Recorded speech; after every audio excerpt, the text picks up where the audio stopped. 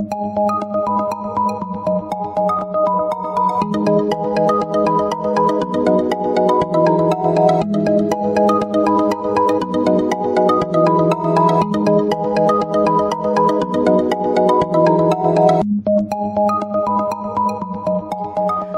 Leo, this is your forecast for the month of January 2018. This is a general reading for Leo Sun, Leo Rising, or Leo Moon. For a more rounded overview, please watch your rising and moon sign. You can also join me on Facebook and Instagram for daily insights on tarot and astrology, as well as my pay-per-view channel, vimeo.com/thealchemistastrologer, where you can find on-demand pages for love, finance, and other readings. Your weekly readings will always be free here on YouTube, but if you'd like to support me on Patreon, I'm now at patreon.com/thealchemistastrologer, and all of this information is down below in the description box. Now, the last week you have the Hermit card. So for some of you, this is a tie to a Virgo. Perhaps you have Virgo in your chart, or just, this is important. This is a major card. So the last week is important for you, and whatever the outcome of the month is, it likely doesn't rest in your hands. There's something larger at work. So you may be getting some advice. Something may come to light. You may be anxious about some kind of communication that focuses on your security. Perhaps it's a bill that you had forgotten, or you realize something about your finances that comes to light that provides some sense of anxiety to you. You could be connecting, some of you, again, with training. There's somebody that is mentoring you, somebody guiding you, giving you some good advice. Or you're realizing that you need to work on your health. You need to take care of your physical, your emotional, and your psychological health. And it may be necessary to take a time out to do that, to gather your thoughts, to reassess your situation. And this could be a week where you really prefer your own company. You're getting in touch with yourself. And you're waiting patiently for something. You're waiting to hear about a job or some information. And so you're trying to be very prudent about a situation. Again, you may need to withdraw, to keep to yourself, to be patient, or perhaps in some cases to use discretion with regard to a situation. Whatever it is, you're doing some kind of self-examination. And it may have to do with your health. It may have to do with your knowledge base. It may have to do with your age. It may have to do with you just being patient with yourself or a situation, or atoning for something in the past, especially if that Nine of Swords connected to some form of guilt. But you are deliberating on something, and this is a karmic week for you, where you are being allowed to redress some old issues, tie up some loose ends, deal with some things that you have been avoiding, that have been causing you some anxiety, that it's now time for you to address. And with that comes a change in perspective. Your belief system, the foundation of that, your understanding is shifting. And you may be experiencing some form of stress or crisis because of it. But know that also this is a very spiritual card where you're receiving some protection while that happens. And the point of all of this is for you to gain some knowledge, some spiritual awareness of you and your path.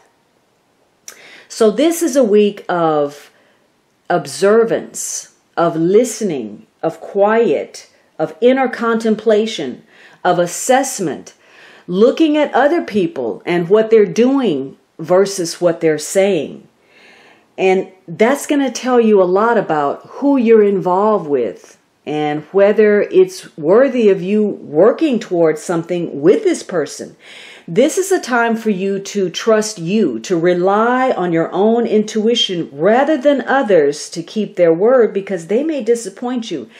And because of that, you may have a sense of anxiety. It's time for you to make choices and decisions that are right for you and what your goals are, And you're going to have to be logical in your approach to life. In fact, this could be a week where you're more removed, you're more detached. You look at things philosophically. You have a wiser outlook about your situation that allows you to make some strides. Because again, you're shedding a light on some things. You're putting a spotlight on yourself, your strengths, your frailties as a human being, and those of others. So you're seeing things for what they really are, as opposed to what you want them to be, how you may have idealized them in the past. And this is going to help you realign your goals so that you can be more effective. Now, for some of you, this is a waiting period where you're keeping your distance from others. You're contemplating something. You're in planning mode. And so while you may have contact with other people, you're keeping them at arm's length. You are, dealing with them, but you're not letting them fully into your world. You're telling them what you need for them to know. Maybe you're waiting, you're biding your time, you're trying to see what's going to happen. Especially if you're in an uncomfortable position, like a company and things are not going well. You may not tell those around you that you're looking for another job or you're seeking other opportunities. You're just waiting to see how everything plays out. So, this is a time for you to be focused. But remember, that Hermit is shining the light on that Eight of Pentacles. And the Eight of Pentacles is very detail-oriented. He's looking at all of the details. So it could be that, again, you're so focused on something. You're devoting all of your attention to it. Perhaps your bills or training or improving or your finances or being in a rut, whatever it is. And it's possible that you're missing something else. That while you're looking to put out this fire, there's something smoking behind you that you need to turn around and pay attention to. So make sure that you're not so focused on one thing that you lose track of other areas of your life that are equally as important.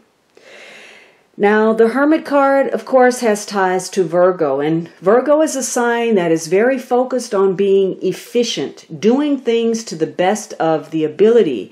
It's about service to others. It's about organizing, honing in on what needs to be improved or repaired. It's about being very critically analyzing and discriminating. All wonderful traits, unless they're taken too far.